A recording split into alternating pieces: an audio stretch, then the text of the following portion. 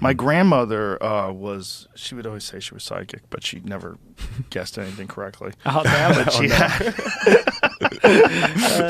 but she always but there was a guy that was staying with them for a while after my parents, my mom and my uncles moved out of the house.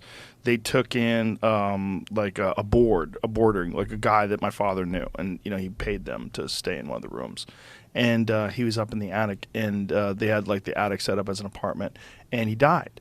And my grandmother used to go up there, and she said sometimes he would talk to her. Like she would have these experiences where she's like, I know he's still up there. Like he was talking to me. And my grandfather got kind of fucking weirded out by it. But it was like she told us, don't go up in that attic. No way. Yeah. Did she ever tell you what he would talk about? Like full-on conversations or no? No, it was hard. I was very young at the time, so I don't think she wanted to freak me out. True. I was like 5 years old, so I think she wanted to keep it on the DL. Yeah. But it was, my grandmother was crazy. She had a monkey. She had a monkey named Chi-Chi that would bite people. What?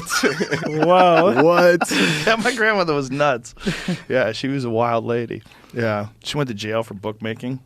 For Bookmaking? Yeah, she was running numbers for the mob.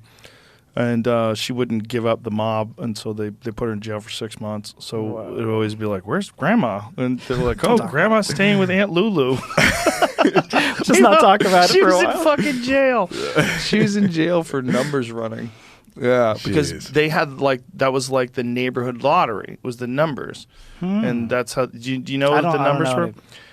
See if we can find a definition of the numbers, like how the mob used to run the numbers. But basically they would have a number every day, 34, 29, 16, whatever it was. I don't know how many digits it was. And people would guess whatever the number was, and you'd pay into that, whatever it was. So you'd pay in, I don't know how much money it cost for each individual thing, but it was very similar to the lottery. Okay. Like the lottery numbers, they picked the lottery numbers, you guess them, and you could buy as many lottery tickets as you want. It's similar to that, but it was all illegal and it wasn't being taxed, and you could get in real trouble if you were involved in it. And so my grandmother was involved in it, and so they arrested her. But what they really wanted is her to rat out the mob.